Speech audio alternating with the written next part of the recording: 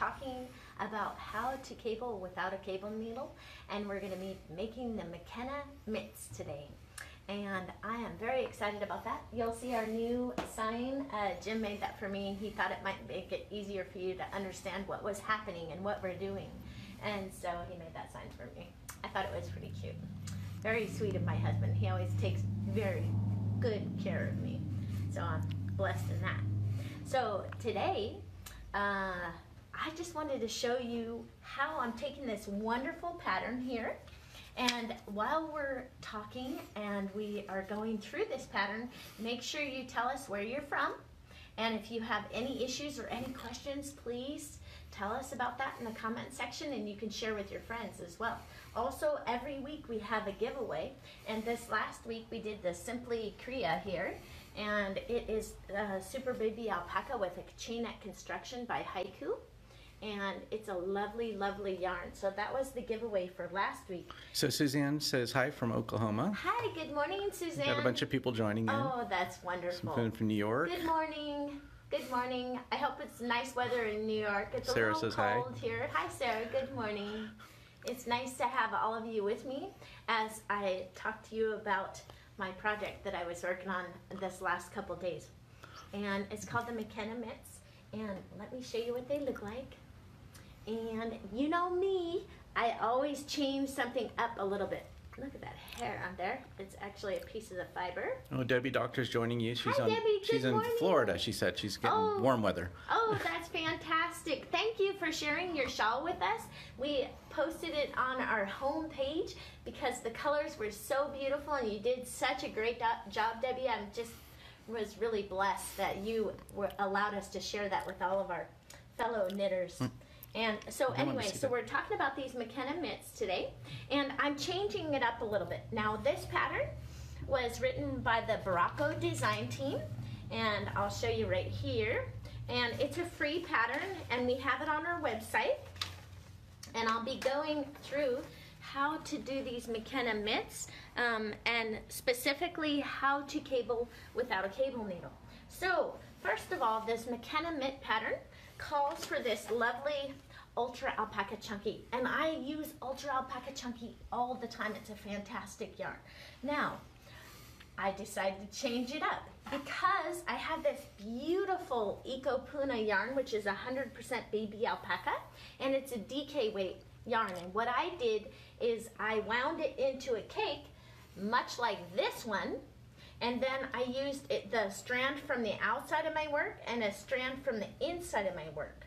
So I used 2 strands of the yarn to make my fingerless mitts that I'm making. Now I also changed something else. I think in the pattern it calls for a number 9 needle, and I put mine on a number 7. So I tightened up that gauge on there on purpose, knowing that because I'm making fingerless mitts, and alpaca is not known for being extremely durable, I tightened up the gauge to help with that durability issue. Now this yarn is really nice yarn to use for this specific project because if you look at it, the alpaca actually has a nice twist on it, and that will help hold the fibers together as well. And we have this other pattern that we have that Megan made for us, and it's the Owl Study Gloves, or mitts, and it uses this, Plymouth Grande, and we have it in hand paint and in solid colors. Now what I wanted to tell you about that is if you look at this actual yarn, it's very loosely, oh, maybe we have it now. Sorry, we had a little technical difficulty. So I was just talking about this Grande Alpaca yarn, and it comes in hand paint and solid colors, and that we had the Owl Study Glove pattern on our website as well, and I made those fingerless mitts, and it was funny because it took me quite a few hours to do that because I was a brand new knitter. And then when I got done, I probably wore them less time than it took me to knit it, and they started looking really shabby. So I would not recommend this yarn for fingerless mitts because your hands you're using all the time, and it's too much wear and tear for this particular yarn. Save this yarn for your hats and maybe for a cowl. Not great for sweaters or mittens, something that's going to get continuous use because it doesn't work as well. Hey there, just to let them know that we actually had to, I hit the wrong button. We had to restart. We did have some technical difficulties, and I think we have it ironed out now, right, Jim? Yep. Yeah, so I think it's all taken care of. So if you're going to do those owl study gloves that we have on our website, this Ultra Alpaca Chunky is a super duper choice because the yarn is only 50% alpaca, and it has the durability of the wool because the other 50% is wool, and then it has a tighter twist on the yarn itself. So this yarn is perfectly suitable for fingerless mitts. It's fantastic. But today I knit mine out of the Eco Puna, and I used 2 strands of this yarn, and I was able to make my fingerless mitts with just 1 skein. And I also started this pattern that I'm going to be making for you, and this is going to be a scarf that matches the fingerless mitts, and I'll have that ready in a few days for you. And if you look how nicely it matches your, see the fingerless mitts and the scarf together, isn't that cute? Oh, nice. I love doing stuff like that. Anyways, so I just changed that pattern up a little bit and made it for knitting flat and turned it into a scarf by doing 2 of the repeats of the cable. Why don't you mention why you did it? Why I did the scarf? The extra So I yarn. haven't, what? You had the extra yarn, remember? Oh yes, yes, of course. You know how I hate wasting yarn. That's true. I had this Eco Puna, when I was done, I had about 1/3 of a skein left, and I'm like, oh, how could I use that little bit that's left? And then I thought, well, I'll buy 1 more skein, and then I can do the scarf and the fingerless mitts. And let me tell you how I was able to tell how long my scarf would be, etc., etc. So on this scarf, I knit with the rest of my yarn. See, that's how much is left. I'm going to attach my new yarn to there. And so I'm going to get 1 more skein. So this was about 1/3 of a skein of the yarn, right? Remembering that this is held double. So it's a nice fluffy scarf and will be absolutely, this yarn is so delightfully soft. So then I took my tape measure and measured it. And when blocking, it's going to be roughly, I'm going to say it's going to be closer to 9 inches than it's going to be to 8. So if I buy another skein, I would go 9 times 4 is 36 because I have 9 inches here, and I had, this is 1/3 of the skein, so I would multiply it by 4. 9 times 4 is 36.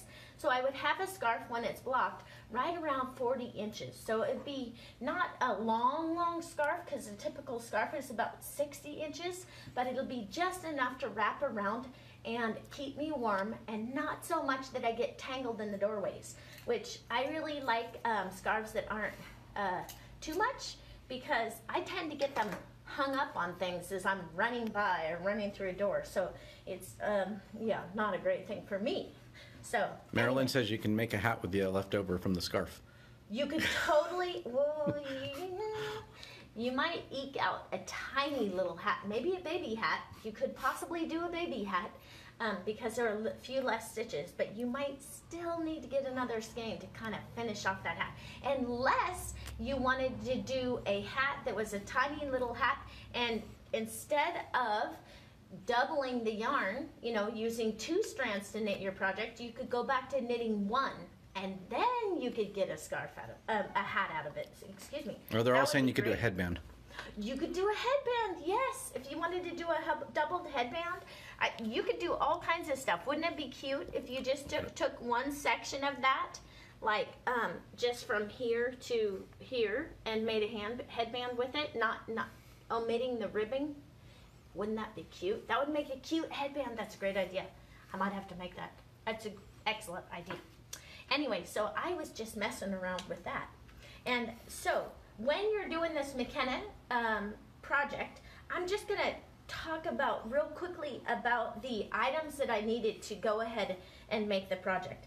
And if you're not going to do cabling without a cable needle, you probably don't need these cable needles. And there's a few different kinds, ones that look like a loop and ones that are straight.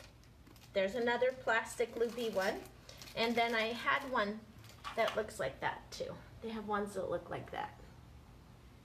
And so, anyways, so that was that. And then when I'm doing my project, I always use some sort of stitch markers to mark where I'm at on my project. And I love these safety pin stitch markers that we have from Alpaca Direct.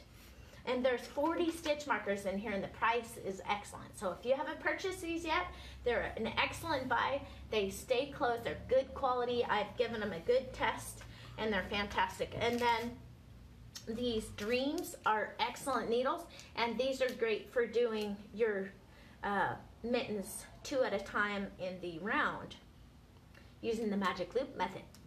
It's fantastic. I love the magic loop method.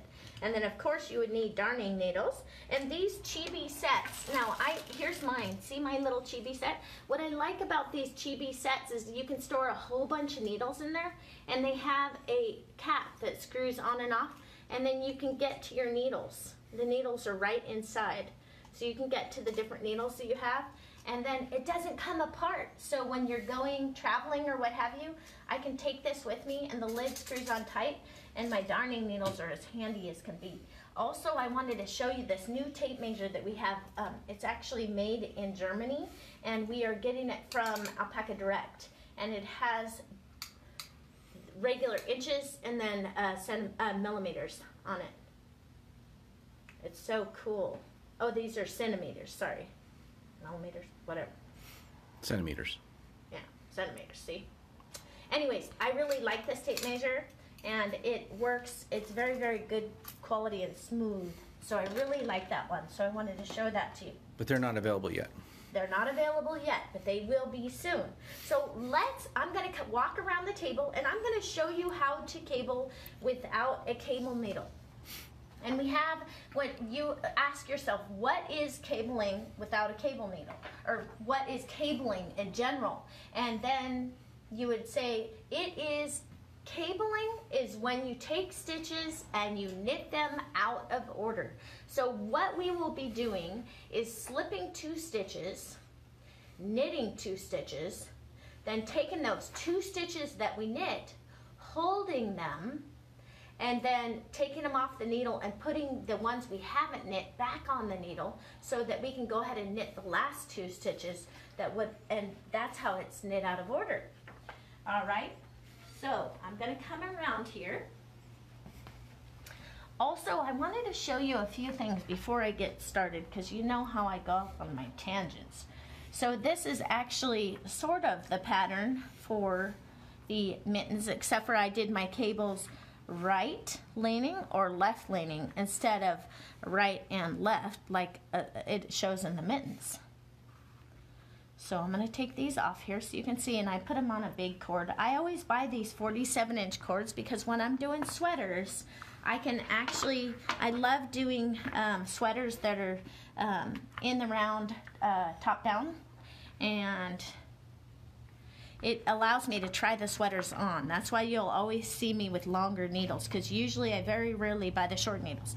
And another thing that I wanted to point out to you here, see how this edge right here has these bumps? That's what happens when you just knit your project flat and you don't slip any stitches. But see how pretty that is right there? That's your slip stitch edge. And so I just made that on there so I could show you that. So, and I found that when I slip the last stitch of every row, it turns out better. So, I wanted to just talk to you and show you real quick, when you're knitting, and you know, a lot of people will say, I can't remember how to slip the stitch. I don't remember how to do it. So these last 2 stitches would be knit stitches.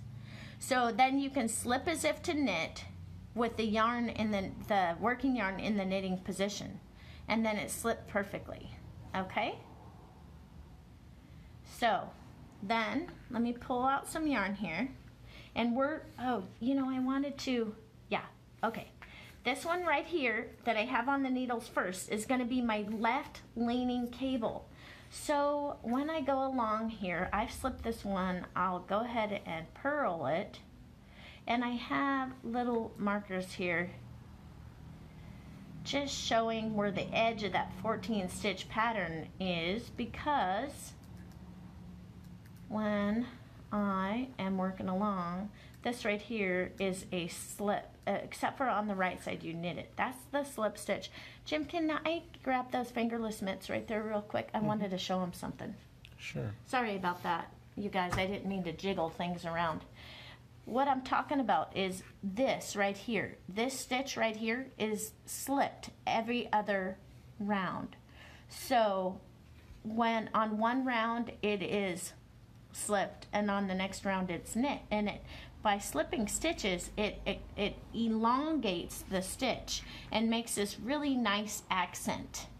And so that is fantastic, and it's just done by slipping. So if you look down here at this, let me show you, at this bar right here, that was slipped from the previous row, and then when I come on to the next row I go ahead and knit it. Okay, so then let's go over to our cabling. Now when we're cabling for left, here's some things I wrote out for you. Left leaning cable. It's the opposite of a right cable, which means you hold the working yarn in the front, and I'll show you this in just one moment. And it is also called by a capital C, the number 4, and a capital L, cable for left. That's common abbreviation that you would see when you're knitting your patterns, and it's talking about cabling. So when you go ahead and you do a left leaning cable, you're going to be holding the needle in the front. Well, you say, what do you do with this working yarn?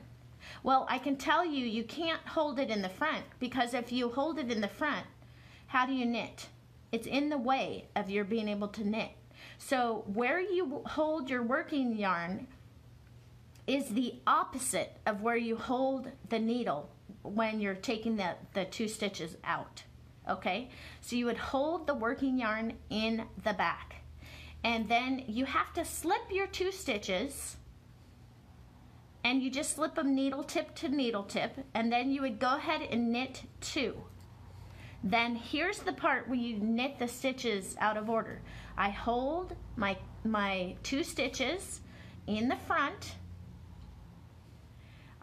I'm stabilizing the back 2 stitches with my index finger, and then I would go ahead and knit those stitches. See? It's turning it.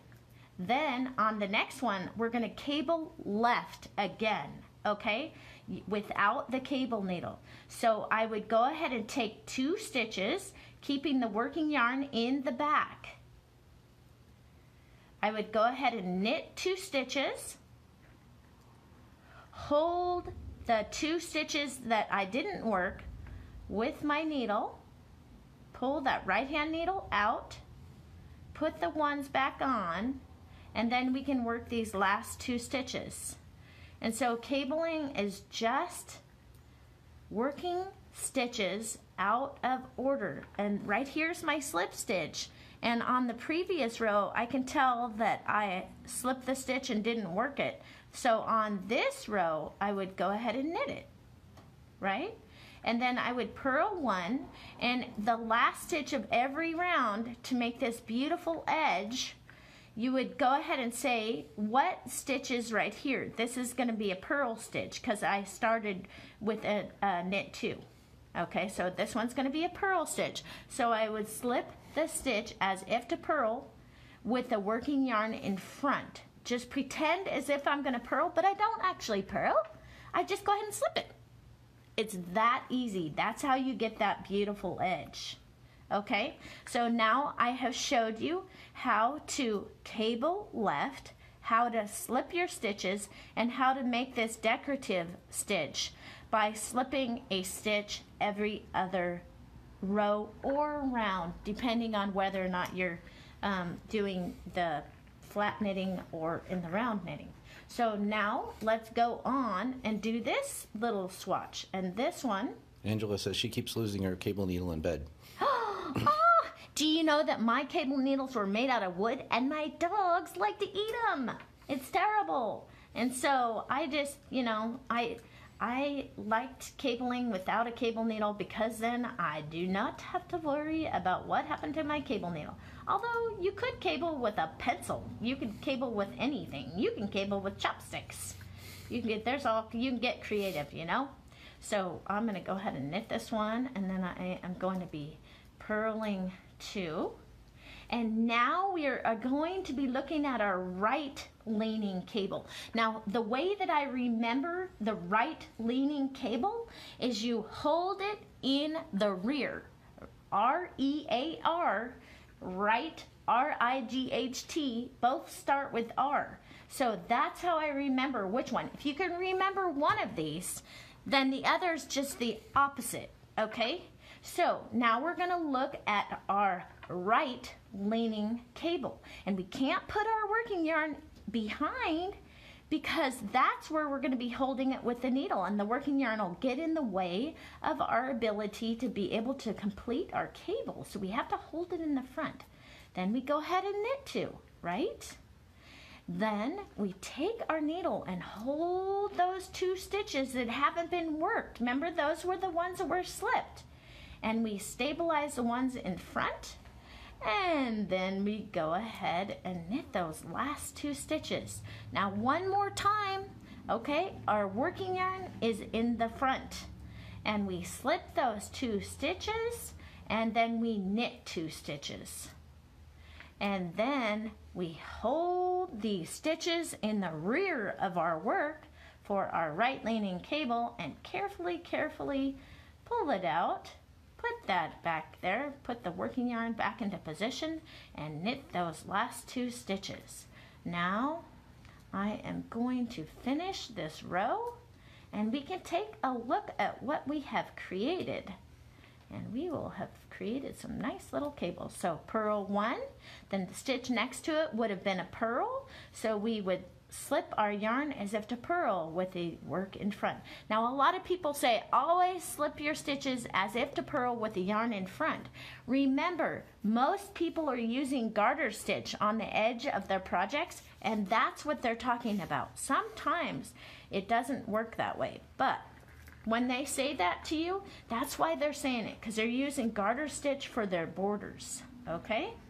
So now let's take a look at it. There is our right leaning cable. So the right leaning cable you hold in the rear, and the left leaning cable you hold in the front. So if you guys like this or have any questions about it, please let me know. I'd be happy to answer any questions that you have. Cabling without a cable needle is loads of fun. And so if you want to share this with your friends so they can learn how to go ahead and knit the project, that's fantastic too. Cabling without a cable needle is fantastic. And make sure you're pushing your like button so you can share, and we know that you like what you're seeing, because we used your comments to help direct future projects. So I wanted to show you a couple more things. 1 minute, Jim. We are going to talk about how to count rows of cables, okay? I have had customers come in here and say, how do I tell how many rows? I'm knitting along and I wasn't paying attention, and I don't know if I need to cable now or if I should wait. And let me show you an easy little trick, okay? So if you look at our pattern, excuse me, Jim, I have a pattern here, and it's a 4-row pattern. For the cable pattern is rows 1 and 3, 2 and 4. So a total of 4 rounds for the mitten, right? So 1 round is going to be cabling, and the other 3 rounds are going to be knitting whatever stitch you see, okay? So you need to have a total of 4 rounds to complete that once, all right? So if we look at our stitches between our cables, do you see right here between the 2 holes? Let me just stab it in the face and show you. If you stab your needle between one cable row and the next cable row, how many bars do you have? You have 4. Ha-ha! So I know that I'm on track because I have one row where I was cabling, or one row or one round. It depends if you're knitting flat or you're knitting the mittens in the round. So I have one strand for where I did the cable, and then 3 more strands that were basically knit in pattern. Okay, so that's how you can't count your cables.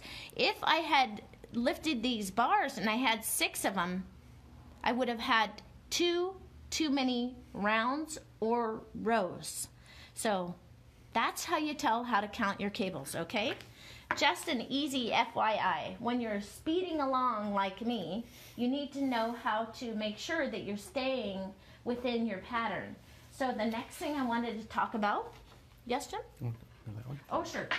I'm just looking to see. And we already talked about our slip stitch edge, which is fantastic. All right. Now, I wanted to talk about this particular pattern and how I knew what my stitch count should be. Number 1, on this cable pattern and the, how should I say it? That it starts with knit 1, purl 1, ribbing, which is a count of 2. So you need to have a multiple of 2 for anything that you do for this, right? And then they cast on 32 stitches. Now I was using a number 7 needle. I think it would be perfectly acceptable to use the number 8.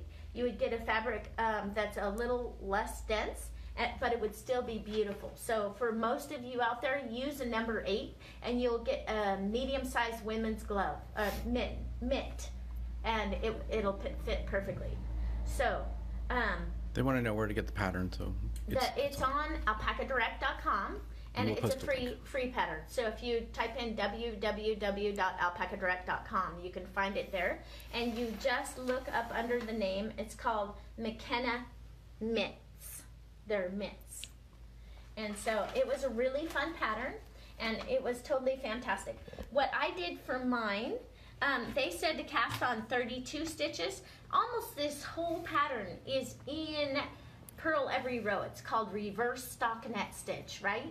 So I figured I don't need to change the actual cable pattern. All I'm going to do is add a few more purl stitches in so that I can tighten up the gauge on my mitts to make sure that they're warm enough for me, and to help with the durability of the mitts themselves. So I went ahead on mine and I cast on 36 stitches instead of 32. So I added a total of 4 stitches, which is a multiple of 2, so that the 1x1 ribbing is still acceptable. It'll still work. So that's how I did mine. It was that easy. And then also on mine, I found on these mitts when I was doing it, the length from right here to right here was going to be a little bit short, with 1 round between each increase round for our thumb, right? So if you look at my increase rounds here, I did 2 rounds of the reverse stockinette and with the pattern between each increase round, okay?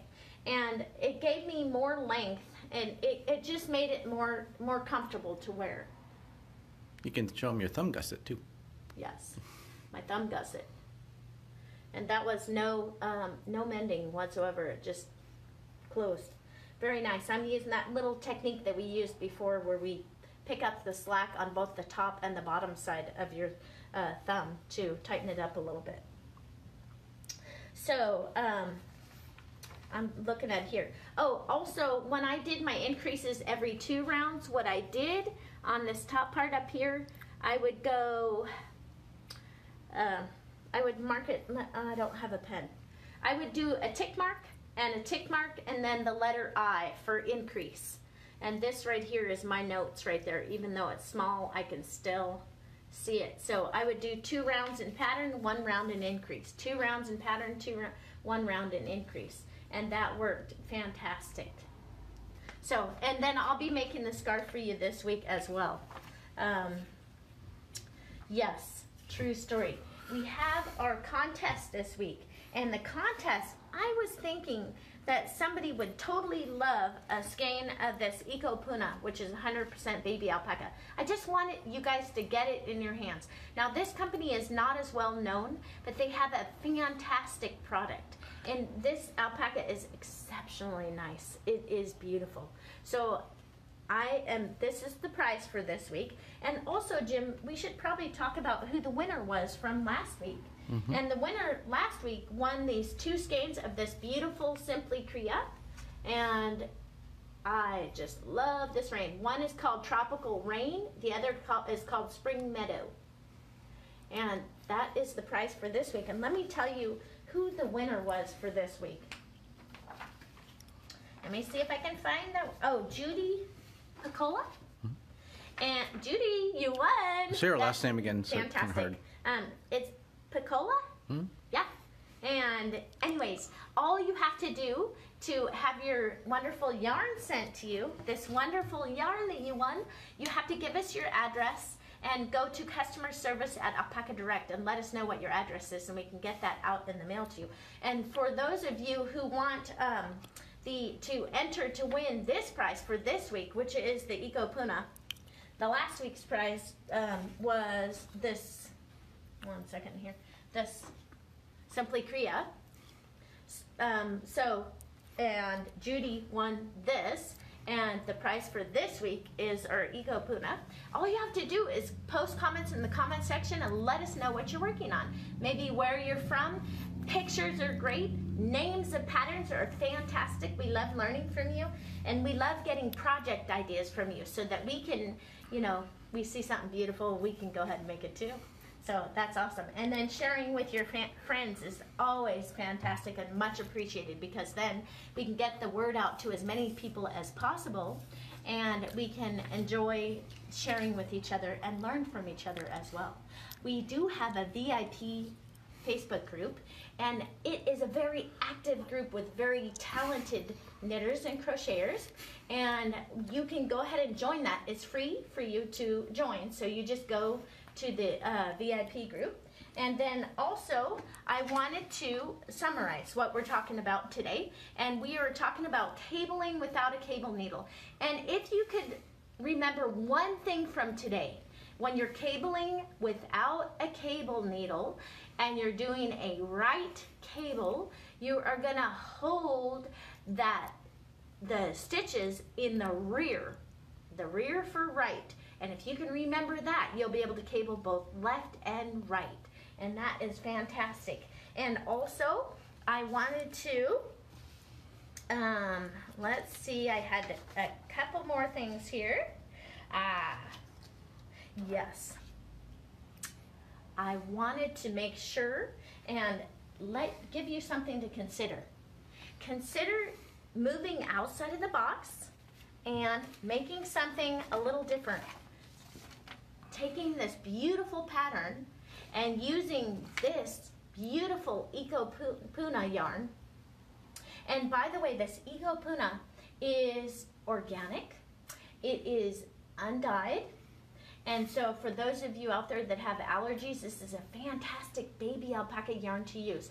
And it is not well known, but it is of exceptional quality. And I have tried it for you, and I am so happy to have it as part of our yarn lineup in Alpaca Direct, because it is a fantastic yarn. So if you get a chance, you go ahead and try it. And I hope you guys have a great week. This next week, we're going to be talking about CALs and KALs. So knit-alongs in crochet and knit-alongs in knitting. And we are going to be talking about this nice little shawl that Kyle Kneck is going to be doing. And it's called the Luciano shawl. And we are going to be getting that started this next week, Tuesday, 9:30 a.m. So join me back then, and I will talk to you soon. Have a great week.